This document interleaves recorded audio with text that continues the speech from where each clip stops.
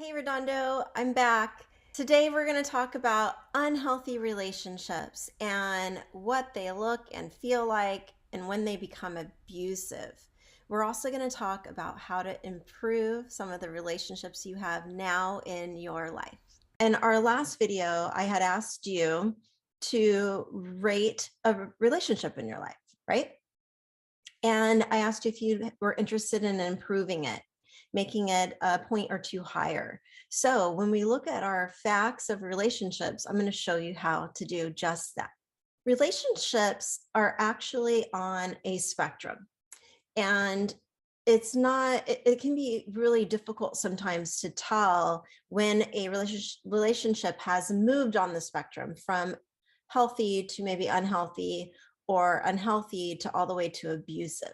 Okay, so this is a great little chart that breaks it down a little bit, where you can kind of see in healthy relationships what you can expect. So both people, both you and your partner, are communicating, you're respectful, you can trust each other, you're honest, the relationship feels equal and balanced, you enjoy personal time away from each other and together, and you make choices together. You both contribute financially, or there's no power difference financially.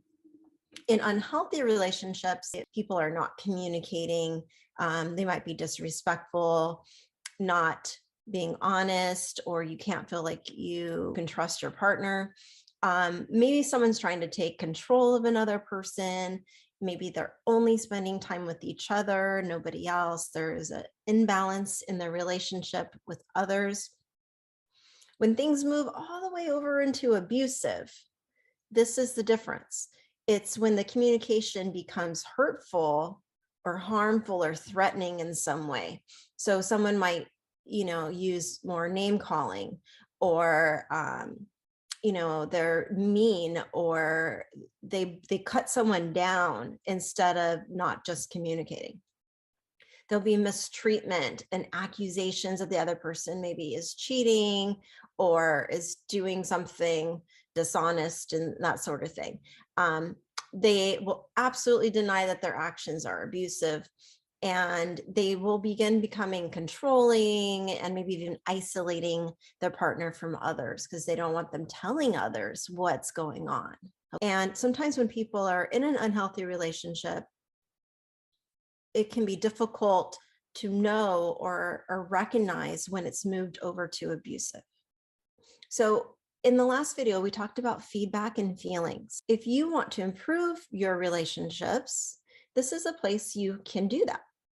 Okay, let's take a look at how we give and receive feedback first, and then we'll talk about how it's important to understand and be in touch with our feelings, and also know how to share them with others in a way that they can hear us.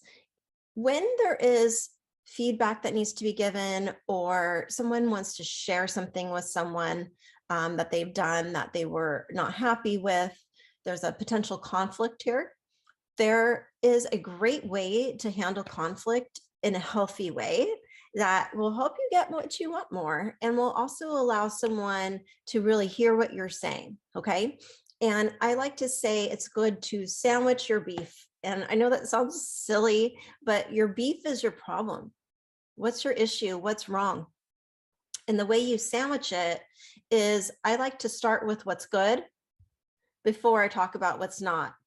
Okay, so start with what's good, then what's not, and then the end, you share what you like to do about it, your solution to the problem, what you'd like to see happen next time, something like that. I think that's really important when you're sharing your feelings, is to talk about and own them. You want to own your feelings. Okay, so instead of saying, you made me feel bad today, say, I felt bad today when this happened. Okay. It's just a little spin on words that can make a huge difference and make someone feel less likely to have to defend themselves, and actually hear what you have to say instead. Okay. If you want to repair or improve a relationship, we got to work on how we give attention. All right. And when we give attention, I think it's important that we listen better. We all could be better listeners, right? I mean, this is a skill, a long lost skill, I think. So, one of the things that I think is helpful is to simply just be curious about people and what they have to share with you. And if you stop thinking about what you're going to say next and truly listen and show you're listening by paraphrasing or repeating what they've said, it sounds like you had a great weekend, right? Reflecting, I can hear you're really upset. Making eye contact and using continuing responses like, and then what happened? Uh-huh. Okay, and then what? Right? Those sort of things make someone feel like you're interested in what they have to say. And that makes people feel heard and important. And it improves relationships if you can improve your skill of listening. So simple. And give people your attention. That means not being distracted. It means not, looking at your phone, giving someone eye contact when they're sharing something with you, especially when it's important, right? Especially when it's important.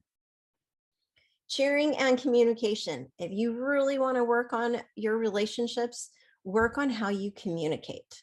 Be a better communicator and learn to cheer for people and ask them to cheer for you. Tell them when you need support and all of that stuff. It's so important. Okay. Now, something to understand and know about communication is that we communicate in three main ways. Okay. So there's our body language, there's our tone, and then there's our words. And a lot of times people are worried about what they want to say, when a lot of times your body and the way you sound is going to speak louder than anything you have to say. So if you want to be a good communicator, work on how you can use your tone more and your body language to convey things that you want someone to feel, a friend to feel, or a partner to feel. So if you want to be a better listener, for example, check in with your body language. Well, what does that look like? Eye contact, facing someone, maybe leaning in, looking interested when they're talking, right? That's how your body language can communicate. I want to listen to you better. Okay. And using your tone, right? And sounding curious about people, those sort of things. All right, a couple more things and we'll be wrapped up. Trust and time. For healthier communication, you need to make sure when you are communicating that you find the right time to do it. Okay, make time. If you can, talk face to face, do not attack, and be open and honest about your feelings. Check your body language, make sure you're not looking closed off and you are listening to your partner. And use a 48-hour rule. A 48-hour rule is if something bothers you and you don't get over it in 48 hours, or if it's really upsetting, maybe waiting a day or two to talk about something. But having that 48-hour rule sometimes is helpful. Relationships that are not healthy are based on power and control, not equality and respect. In the earlier parts of a relationship, it may feel like some of these things aren't a big deal. Maybe someone gets insecure or jealous, or maybe they yell or say something mean to you sometime. But remember that this is always a choice. It's a choice, and we all deserve to be respected. And I don't think it's okay to treat someone this way. And abuse of any kind, there's no excuse for it. Dating violence can happen to anyone, regardless of their race, religion, sexual orientation, gender, any of that. Dating violence could be physical.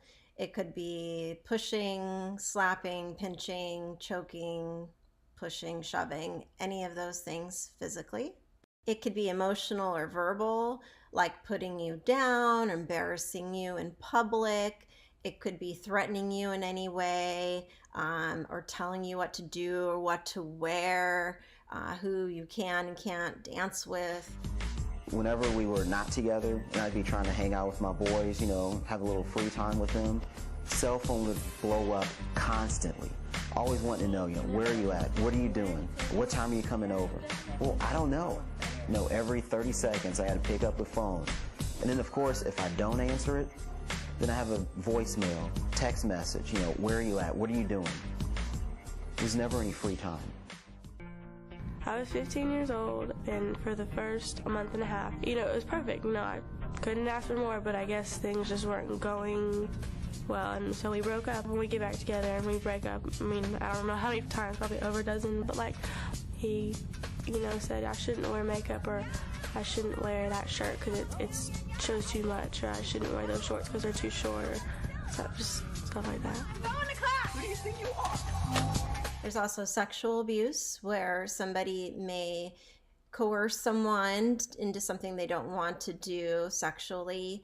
This might also include things around sexting or sharing sex, things like that, for revenge or exerting some sort of power or control. Financial dating violence might include demanding access to someone's bank account, or maybe even making someone feel like they're owed something because they paid for something for them. Anytime we went anywhere, it was always me that was reaching in my wallet to pull out, for the bills, for the clothes, for the movies, for the concert tickets. We both had part-time jobs. Why didn't she offer to pay for anything? And then she started to disrespect me in front of my friends, making jokes about me, flirting with other guys, just bringing me down in front of other people. I don't want that. Yeah. And then there's also digital dating violence. And this would be with computers. So like making someone share their passwords or following them, frequently looking through someone's phone or their social media accounts. If you're in a relationship that you don't want to be in anymore and you need to break up, I have a few tips for you. Okay. First, if you're on the fence, you're not 100% sure if you want to break up with this person, I think making a pros and cons list can be very helpful. So just take a sheet of paper, fold it in half, write pros, cons, a line down the middle, and literally just write what's great and what's not. Okay, that'll help you. If you decide you need to break up, you need to prepare. Think about what you're going to say in advance. And I think if you sandwich what you're going to say, maybe start with how great the relationship has been or what was good about it, right? What was good about the relationship first before you get to what wasn't. And then what you want to do about it will be last. And maybe that could be that you hope to stay friends, or you hope that things blow over someday. And but prepare. Think about how you want to handle things, and have an idea of a couple little script lines that you might want to say. Okay? Pick the right spot. And if you can, do this in person, face to face, at a minimum on FaceTime or Skype or something like that. Okay? So definitely pick a place that's comfortable for the both of you. Somewhere that is maybe mutual ground might be best instead of at somebody's home. And be respectful when you do break up with someone. Try not to blame anyone. Take responsibility for your part. And maybe just you guys weren't a fit. It doesn't have to be dramatic, okay? It can be that this wasn't the right person for you, and it's not something wrong with them or with you. It just wasn't a fit. And I hope that you make a clean break and you stick with your decision. Once you break up, don't do this wishy-washy back and forth stuff. Stick with your decision, and I think everybody will be happier in the end when you get to move on, okay? Breakups can be hard, but like I said, they don't have to be dramatic. And not everyone is going to be the right person for you. And it's okay to date and to figure out what you're looking for. And if someone is not a fit for that, it's a good idea to end it sooner than later, right? These relationships do come to an end, and things will be okay. I'm so glad that you joined me this week. Thank you for listening to me, and I hope that something I said was helpful. There is one more video that we'll have on consent coming up in another day or two, and there's gonna be some really good information in there, and I hope that you glean something great from our time together this week. All right. Have a great week. See you later. Bye-bye.